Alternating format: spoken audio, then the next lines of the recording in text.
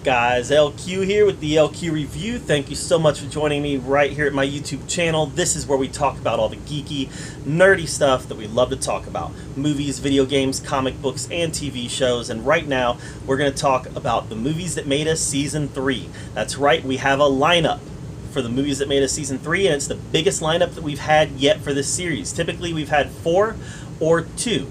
So movies that made us Season 1, there were 4 episodes. The holiday movies that made us, there were 2 episodes. Movies that made us Season 2 were 4 episodes, and now we have a 6-episode season, and all 6 movies are winners. And all 6 movies are movies that I cannot wait to see the episode of.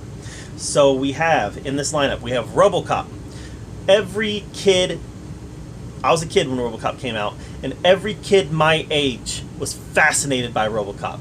And every kid my age, even though it's a hard R-rated movie, every kid my age saw it. They made Robocop toys. Like today, I can't necessarily wrap my head around making kids' toys. Like these weren't like adult collector toys. These were kids' toys for Robocop.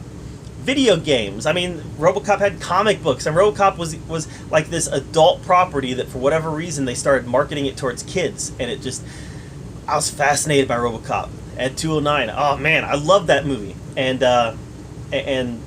yeah, I'm definitely gonna be down with this episode. The next one is Halloween. All right. Now, for me, Halloween does not have the nostalgia factor that Nightmare on Elm Street and Friday the 13th does. I discovered Halloween after I discovered those two. But still, Halloween is one of the all-time great slasher movies. It's like the father of slasher movies. So yeah, I'm ready to see some behind the scenes on John Carpenter's efforts to get this movie made. Can't wait for that. The next one is Friday the 13th. That's right. Friday the 13th, for me, is one of the most nostalgic movies. It's one of the movies that first introduced me to the slasher genre. Now, it doesn't have the same nostalgia for me as Nightmare on Elm Street 3, The Dream Warriors does. That was the first rated R horror movie that I ever watched, and I fell in love with it. I love Dream Warriors, and Dream Warriors, unfortunately, is not on this list. But Friday the 13th, I discovered shortly after that. Sean S. Cunningham did a great job of taking what Carpenter did in Halloween and kind of adding his own flavor to it, and I'm definitely looking forward to the making of Friday the 13th. The next one is Coming to America. I just rewatched that recently. I love Coming to America. It's one of Eddie Murphy's great movies. You know, and I look at like the Beverly Hills Cop movies. I look at The Golden Child. I look at 48 Hours and Coming to America. And you know, I try to forget the Clumps. I try to forget Dr. Dolittle. Those are the movies. The Beverly Hills Cop, Coming to America, The Golden Child.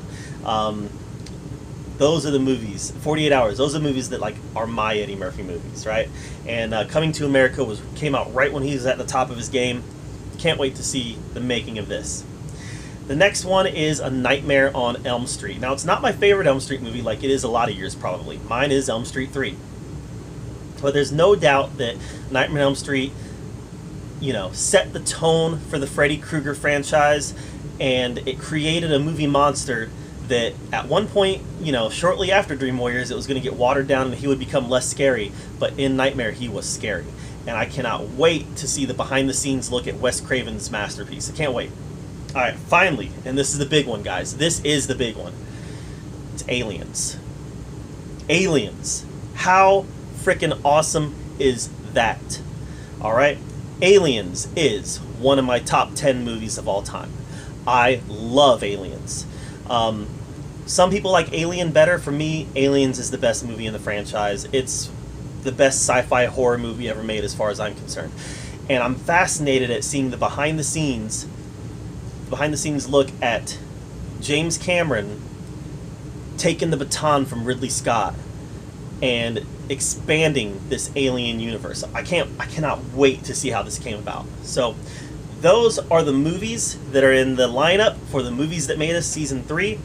I'm definitely looking forward to Aliens the most. After that, probably Friday the 13th. After that, probably Nightmare on Elm Street. After that, probably Coming to America. And then Robocop.